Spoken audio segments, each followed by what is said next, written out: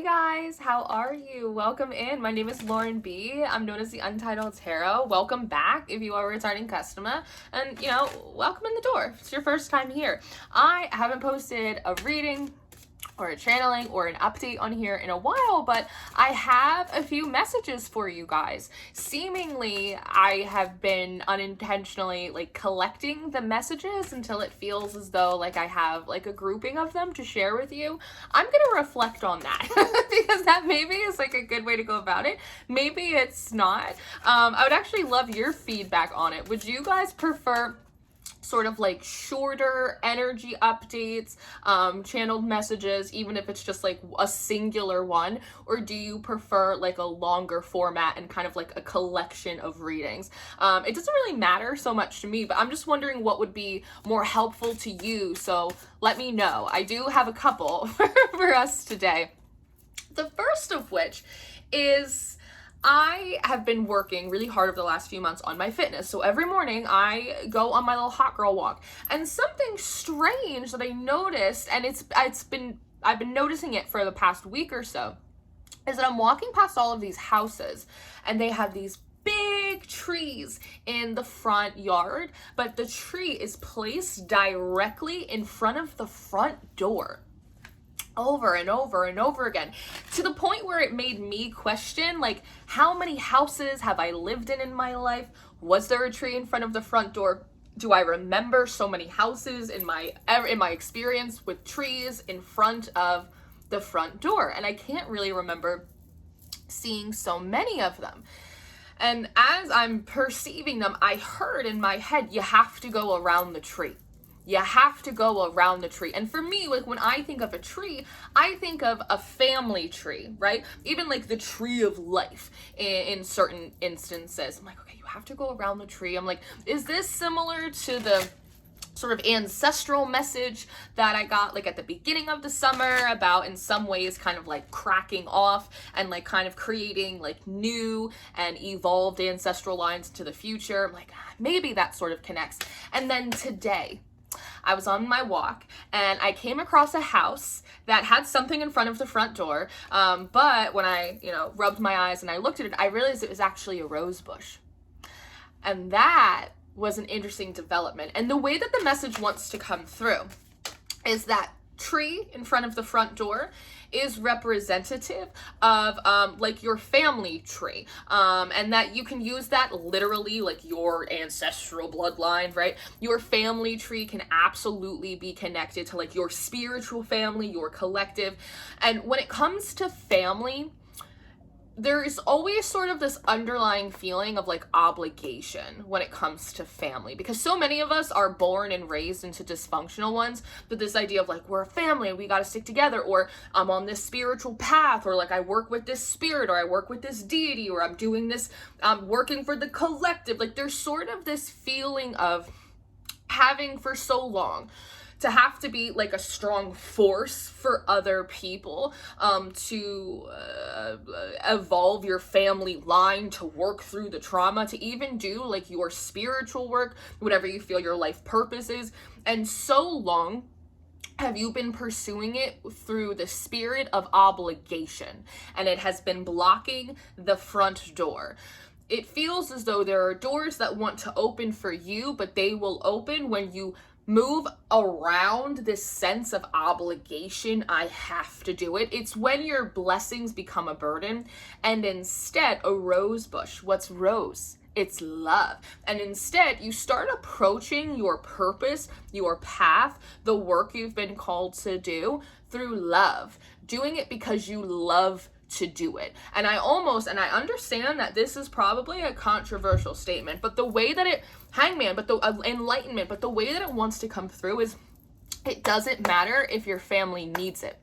It doesn't matter if your partner wants it. It doesn't matter if that's what God wants you to do. If you don't love it, don't do it. Do it because you love it. Do it because it matters to you. Do it because it means something to you. Don't worship God because you feel obligated. Don't let the spirits order your steps and follow them because you feel obligated. Don't do things for your ancestral line just because you feel obligated. You're not obligated. And so many of you, you are on the right path, you are doing the right thing, but you are hitting these roadblocks because you are approaching it through the spirit of obligation as opposed to the spirit of love. I'm doing this because I love to do it, because I want to do it, because I'm excited to do it.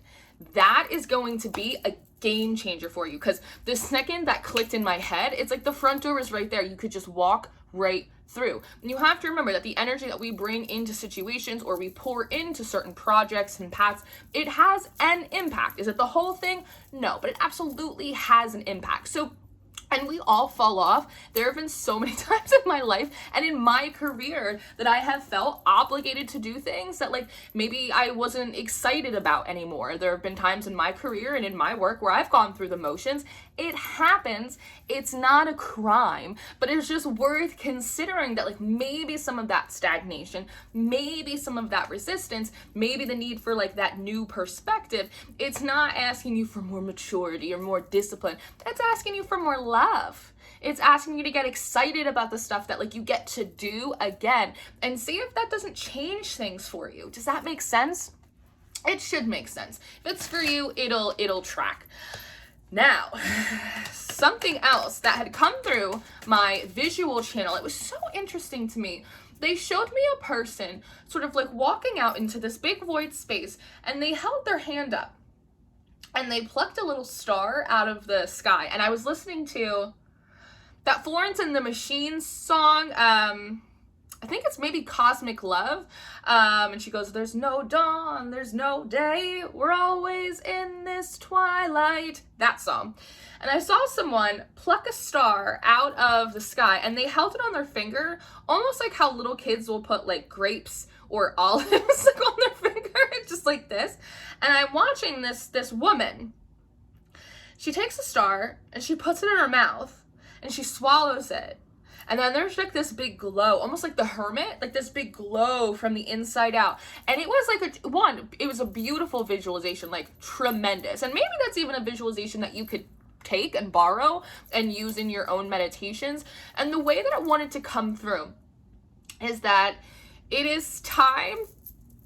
It's time, and it's important that you accept that like the universe loves you, or that like your ancestors love you, that God loves you, that, you know, the force of life loves you. There's something about needing to like swallow the star.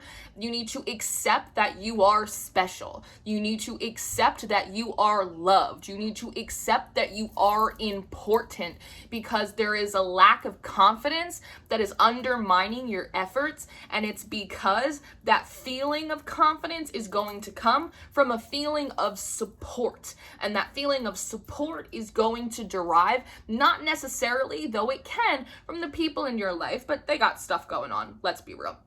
But that feeling is going to come through accepting the love of like the divine, whatever that means for you, because it's not my job to define for you what God or the divine or magic or any of that is.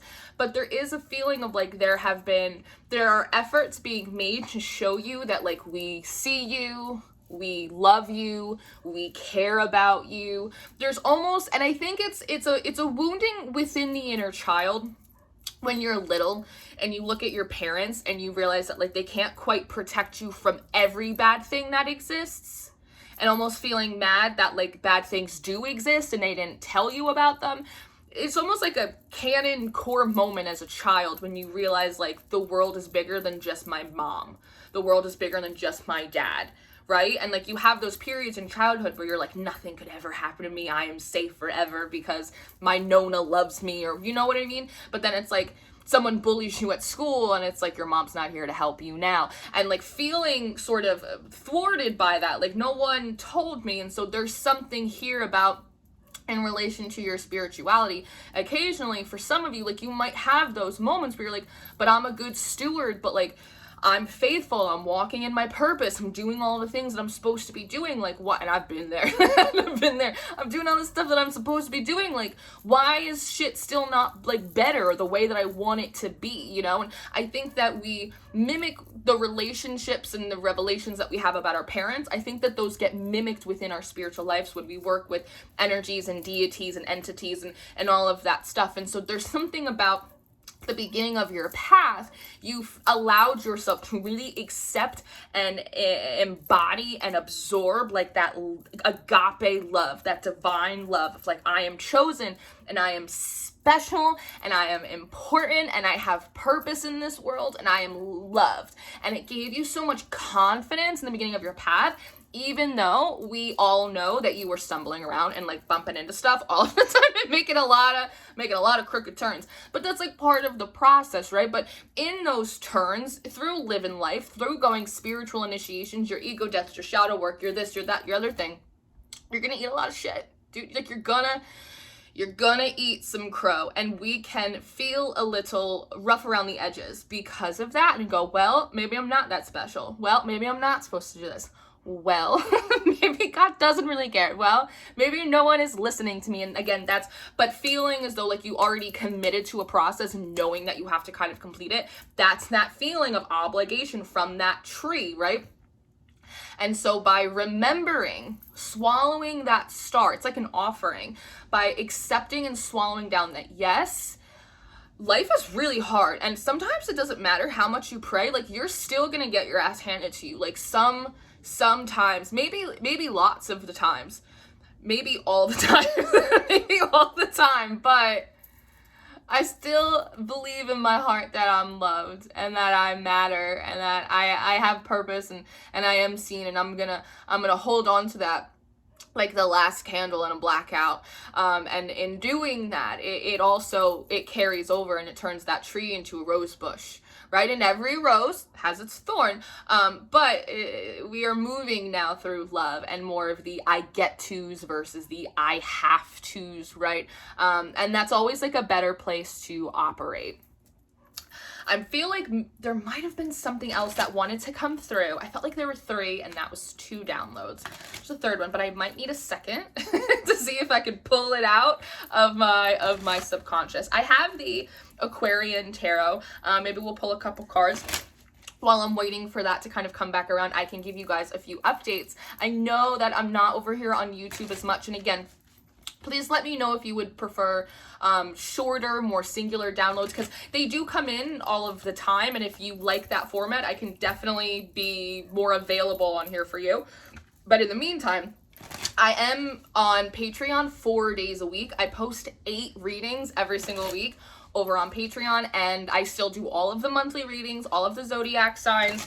We're having a lot of fun over there. I also do a lot of teaching on TikTok when it comes to tarot. So if you're a new tarot student, if you want to stop watching people like me and start doing your own readings, if you want to read for other people, if you want to learn more on TikTok, I do a lot of educational content over there. On Patreon, I have a lot of resources as well for you. On my website, untitledtarot.com, I have free study guides for you too. I have a free study guide on signifiers and how to read reversals and the numerology in the tarot. I've really have been trying to make an effort to give you guys the tools that you need. I have a new tarot class coming out soon. I do live Zoom tarot classes that are sort of a combination between sort of like a psychic workout. We like to call it psychic Zumba. And we have a lot of fun in those classes. So like I said, I am still doing 8 readings a week. I'm just doing them over on Patreon, so come and join us over there. I still am available for personal readings. I only have a couple slots open for the rest of this month, so if you have to get in quickly, otherwise you're gonna have to wait till next month. And otherwise, just like find me on all the other platforms. I love you guys here, and I love YouTube so much. You know I'm a YouTube girly. They just don't push my work out. But if you guys like and you comment and you share them, that helps me be more available here for you. So let's see, we have the 6 of Swords and we have the 4 of Cups. So something that I like is it does feel as though collectively you guys are coming out of a bit of melancholy and accepting this love and moving more through love and appreciation for what you get to do is really gonna kickstart that process. There's also something here about you guys are getting much better at understanding which opportunities are for you and not for you. When I look at this 4 of Cups, there is a feeling of, I'm going to take the cup. I'm not going to waste this opportunity. I'm not going to miss out this time. And I also feel like I've seen that cup before and I've learned my lesson enough times that I'm not gonna drink from it. That's okay. Even though, the Six of Swords is an air card, there's so much water that's present here, and 4 is a really stabilizing number, and 6 is really harmonious as well. And so I do think that if you've been having a lot of peaks, thank you, that's what it is, a lot of peaks and a lot of pits lately, that energy is going to start to level out. Something that may be helpful for you right now if you're finding yourself having crown surges is to ask your team to regulate and balance the energy between your crown and your root, because there's a lot of psychic expansion right now. In that, you want to be mindful of your psychic cleansing and your energetic boundaries, and make sure that sort of like how you change the garbage or how you shake out the sheets, that like every day, even if it's just for a moment, you do a verbal command or a meditation, or when you're in the shower, just to make sure you're consistently just getting excess stuff off of you, because a lot of you are going through intuitive expansions, and with that wide net, you might just kind of bring in some fish that you didn't intend. Just cleanse it. You're gonna be fine. How did this happen? My deck got, what are these cards? My deck got all flipped. Hold on.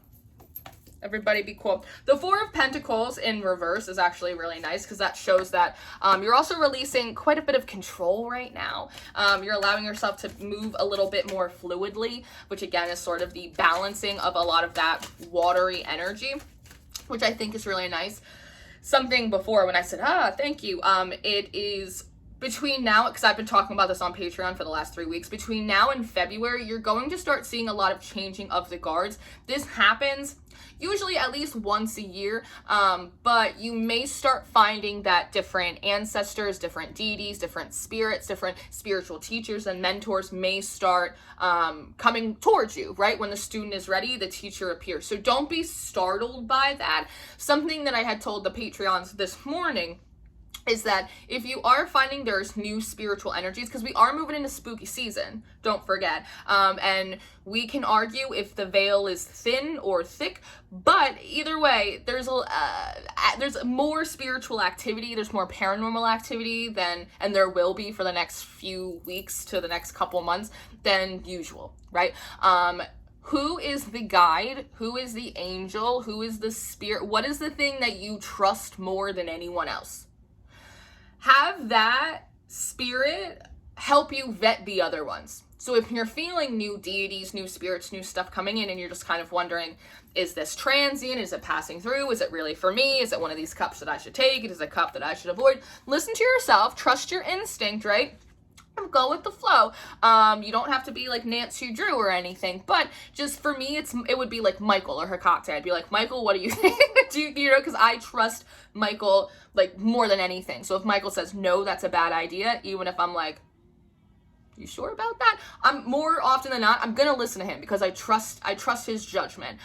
Who is that for you? Lean on them. Ask for that assistance. The Eight of Swords. Yeah, you don't have to do this. You don't have to do this at all. You don't have to get yourself tangled up into weird little mental balls of yarn when you could just ask for help. Allow yourself to do that. Also, with the Eight of Swords here, you may find yourself, the Eight of Swords feels a little bit like looping thoughts. You are definitely going to be sort of pushed moving forward to keep your eyes on the prize, keep your eyes on what you're doing, to keep your eyes in front of you. And you will find that when you try to start looking back at people, places, things that do not pertain to you anymore and do not pertain to your next season, you will start finding like an emphasis in the energy trying to push you back forward. So like your phone will crash, or like the app will stop working, or you'll hear a bang, like things to like snap you out. There's sort of like an added level of kind of discipline. Yeah, because the Magician and the Three of Pentacles is coming up. You're supposed to be working with new energies. You're supposed to be working with new thoughts. As you swallow that star and you turn that tree into a rose bush, it's going to make this process a lot easier for you. And this feels really fun. These energies feel fun and creative and exciting, and lean into that. Lean into the new choices. Lean into the new ideas. Do the different thing. It's going to help you break out of any of these patterns, any of these mental thought loops. And that's going to be better for you. We want to, progress is progress is very important, and we are also very tired of hearing you all complain, is the way it kind of wants to come through. We get it. You're unhappy. Okay, like, we know. Like, it feels a little bit like that. Let's give them something new to complain about. Because you have to remember, you know, overall, when it comes to like this spiritual world, it's big, you know, and not every spirit is like super stoic. Hibernation and regeneration. I like that there are crystals inside of this cave. As I was saying with the star energy, it was swallowed by a woman, and caves are very much symbolic and representative of the womb. And so you may be doing some sacral and some solar, some root healing right now. So I find that when that happens, there's often like some issues with digestion, not enough movement, too much movement. Just take care of yourself. But if you feel kind of moving and shifting in that area, know it's a lot of that energy kind of breaking up for you. And that's actually a really good thing. If you are doing meditations or you are actively working on energy healing, focusing on your lower energy centers is going to be more beneficial to you because your upper energy centers are already expanding. When you swallow that star, it hits the third eye. Your crown is already expanding. That rose bush is the heart, right? As you change the way you start communicating to yourself about what you're doing, how you speak into your life, your projects, your paths, that's all of this. It's already kind of underway. It's these lower energy centers that need a little bit more time.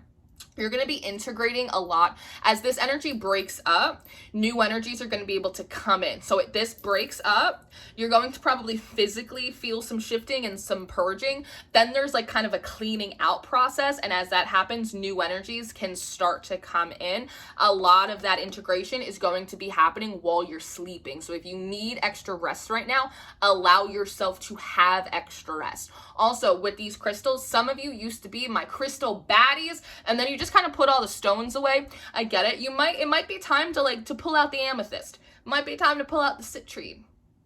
Little green fluorite. Ooh, a green fluorite for some of you. Yes, that feels good. It might be time to pull out the crystals and use them. For some of you, it might be time to pull a few tricks out of your woo-woo bag.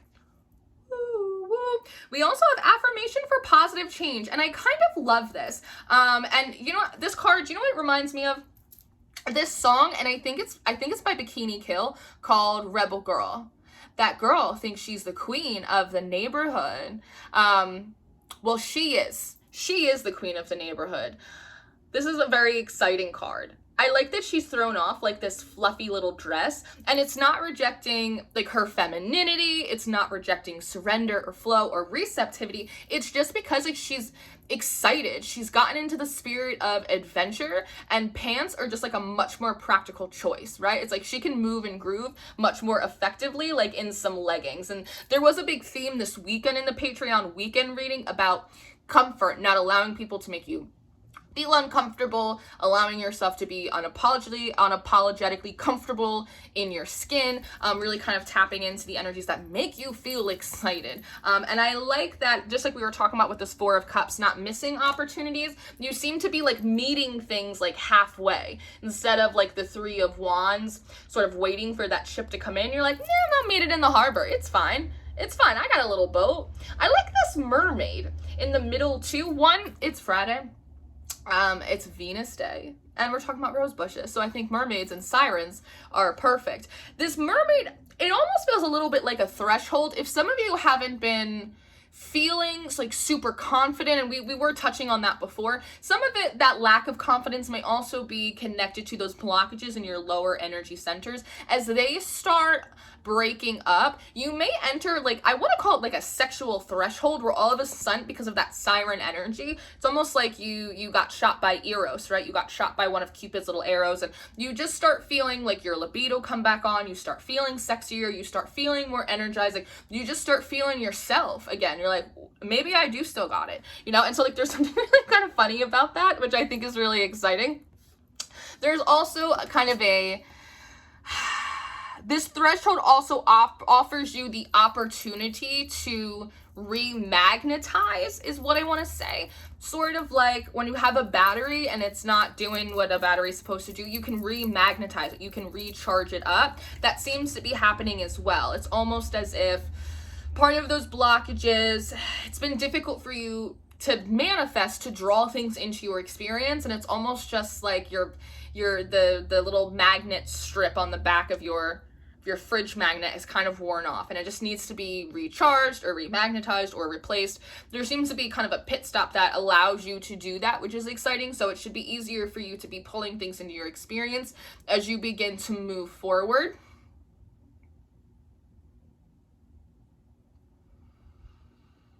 Interesting. Very interesting. I'm just looking at her pearl necklace and how she tossed it on this tree. And pearls are really symbolic of wisdom, but there's something about like, I'm exchanging my wisdom for excitement, or I'm exchanging my wisdom for adventure. I think some of you, you have too much experience. It's like you have too much wisdom in regards to like bad shit. So you're like, memory serves me correct. That's where you get your heart broken. You shouldn't do this, you know? It's like, don't go down treacherous roads. Don't do this. You start sounding like one of those like old ladies who like live in a village, right? It's like there's a lot of wisdom that you've gained from like eating a lot of crow. But like maybe it's time to exchange some of that. Put it aside, so that way you're not constantly reminded of like all of the things that can go wrong, and instead sort of swap it out for a spirit of adventure, right? It has more mobility, it has more agency. There's just like when you're in this fluffy dress, love it. Not very freeing though. Hard to maneuver. Here, you just have a lot more flexibility at your disposal. And we have the Eight of Cups as well. So that's nice. It does feel like you're moving forward. And see, the Five of Pentacles comes up afterwards, but the Emperor comes up after that with the Six of Cups. So there is something about like some shifting that you guys may be going through. You may be making some changes. Reinvention was an energy that had come up this weekend, which again, it feels like that's part of the transformation of the tree turning into the rose bush and you swallowing the star and all the stuff I already went over. But there is sort of like that nagging feeling in the back of the head of like, well, if I move forward with this, or if I make this change, I'm gonna miss out like I did the last time, right? It's the wisdom of the things that can go wrong. But with the Emperor and the Six of Cups, it's actually leading you to a level up. And we have the next full moon next week in Aries. So with the Emperor right here and the Six of Cups talking about comfort, right? You're actually getting more comfortable in your autonomy. You're getting more comfortable in your power. And a lot of that confidence and that comfort, it does not come by way of rebellion. It comes by way of knowing that you are loved and that you matter and that you have impact, and you deserve to feel comfortable in your own skin. And you deserve to not just be within spaces, but also create spaces for other people to also express their individuality and their comfort as well. So, this is what I have for you. I hope that this was helpful. I hope that this connected some dots for you if you needed it. I'm so grateful to be able to show up for you today. Thank you for staying and watching if you've made it through this whole video. As I said before, you can find me 4 days a week on Patreon. I teach over on TikTok. I also teach private classes and I do personal readings. Any of that information to find me, if you need me, it's just going to be in the description box below. I love you so much. Have an amazing weekend, and I'll see you next time.